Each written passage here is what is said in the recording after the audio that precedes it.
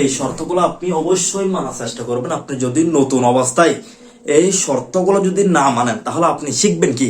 অবশ্যই আপনি নতুন অবস্থায় আপনি নতুন পেজ ক্রিয়েট করার সময় আপনি নতুন পেজ খুলে এই শর্তগুলো আপনি মানবেন এবং অবশ্যই মানার চেষ্টা করবেন এবং অবশ্যই মানতে হবে। আসসালামু আলাইকুম বন্ধুরা, ভিডিওটি কেমন লাগছে অবশ্যই আপনি কমেন্ট বক্সে জানাবেন। আর হ্যাঁ, যদি ভিডিওটি ভালো লাগে অবশ্যই আপনি চ্যানেলটি সাবস্ক্রাইব করে দিবেন এবং পরবর্তী ভিডিও আপনি কোন বিষয় নিয়ে চান এটাও আপনি কমেন্ট বক্সে জানিয়ে যাবেন। আপনি যদি এইসব শর্তগুলো যদি আপনি না মানেন তাহলে আমি মনে করি আপনি এইখানে এসে অনেক বড় ধরনের একটা ব্যর্থ হবেন। এখন আসেন, প্রথম নম্বর প্রশ্ন হচ্ছে আপনি নতুন অবস্থায় অতিরিক্ত পোস্ট, অতিরিক্ত ভিডিও, অতিরিক্ত রিলস আপলোড করবেন না। কারণ প্রথম সবার প্রথমে কোনো ভিডিওতে কোনো রিলসে ভিউ হবে না, অর্থাৎ হবে 4টা 5টা 10টা এরকম হবে। তখন আপনি কি করবেন? কি আপনি অতিরিক্ত কিছু করবেন না? আপনি নতুন অবস্থায় ভিডিও আপলোড তো করতেই হবে, অর্থাৎ একটু কমাই করবেন। আপনি রিলস ভিডিও দিবেন 3টা, ফটো আপলোড করবেন 2টা, সপ্তাহে অবশ্যই একটা লং ভিডিও লাগবেন। লং ভিডিও হচ্ছে একটা পেজের অনেক গুরুত্বপূর্ণ একটি অংশ। আপনি যদি লং ভিডিও আপলোড করেন ওই লং ভিডিওটি আপনার এঙ্গেজমেন্ট, রিলস যা যা আছে সবকিছু ধরে রাখবো হচ্ছে ওই এঙ্গেজ কি ওই লং ভিডিওটি। আপনি অবশ্যই একটা সপ্তাহে একটা লং ভিডিও দেওয়ার চেষ্টা করবেন। দ্বিতীয় শর্ত হচ্ছে যারা ফেসবুকে মিউজিক ব্যবহার করে, আমি দেখি নতুন অবস্থায় যারা ভিডিও বানায় তারা বেশিরভাগ অন্যজনের মিউজিক বা ব্যাকগ্রাউন্ড মিউজিক ব্যবহার করার জন্য তারা বেশি চেষ্টা করে।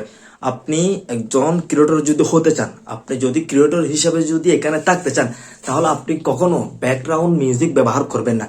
যদি করেন ফেসবুক কখনো আপনাকে টাকার যে রাস্তা রয়েছে সেই রাস্তা আপনাকে কখনো খুলে দিবে না। এই ভুলটি আপনারা সকলে করে থাকেন, এই ভুল থেকে আপনারা অবশ্যই বিরত থাকবেন। এখন আসেন, তারপরে আপনি যখন ভিডিও আপলোড করবেন আর যখন ভিডিও দেখবেন তখন আপনাকে এই কয়েকটা বিষয় মাথায় রাখতে হবে। আপনি কাদের ভিডিও দেখতেছেন, আপনি কোন টপিকের উপর ভিডিও আপলোড করেন এবং আপনি কোন টপিক নিয়ে আপনি ভিডিও বানান। আপনি মনে করেন ফানি ভিডিও বানান, অর্থাৎ ট্যাগ রিলেটেড ভিডিও বানান। যারা ফেসবুক রিলেটেড ভিডিও বানায় তারা হচ্ছে ট্যাগ রিলেটেড ভিডিও বানায়।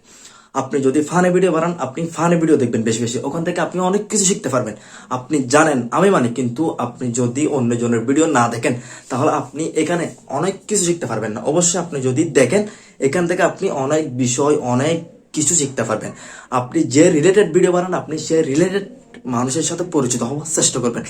আর একটা জিনিস, বেশি বড় আইডি ভিডিও দেখার প্রয়োজন নেই। যদি সামনে আসে আপনি দেখলে দেখবেন, না দেখলে কোনো প্রয়োজন নেই। আপনি নতুন অবস্থায় আপনি যেমন নতুন, আপনি সবসময় নতুনদের ভিডিওগুলো দেখার চেষ্টা করবেন। কারণ নতুন অবস্থায় আপনি যেমন অন্যজনের ভিডিও দেখেন, অন্যজনকে লাইক কমেন্ট করেন, সেম আপনি যাদেরকে করবেন তারাও আপনাকে করবে। এইসব বিষয়গুলো আপনি মাথায় রাখবেন। এরপর হচ্ছে আপনি অতিরিক্ত কোনো কিছু করবেন না। আপনি যদি অতিরিক্ত কমেন্ট করেন, অতিরিক্ত কমেন্টের রিপ্লাই দিতে চান তাহলে কমেন্ট ব্লক হয়ে যাবে। একটা ফেসবুক আইডি যদি কোনো সমস্যা হয় বা কমেন্ট ব্লক, পোস্ট ব্লক, অনেক ধরনের ব্লক আছে, তারা অতিরিক্ত করার কারণে এই ব্লক টিকায়। আপনি অবশ্যই কোনো কিছু অতিরিক্ত করবেন না। আপনার পেজ যদি 1 থেকে 500 ফলোয়ার হয় আপনি 1 ঘন্টায় কমেন্ট করবেন সর্বোচ্চ 5টি। আর যদি 1 থেকে 1000 ফলোয়ার হয় আপনি 1 ঘন্টায় কমেন্ট করবেন সর্বোচ্চ 10টি।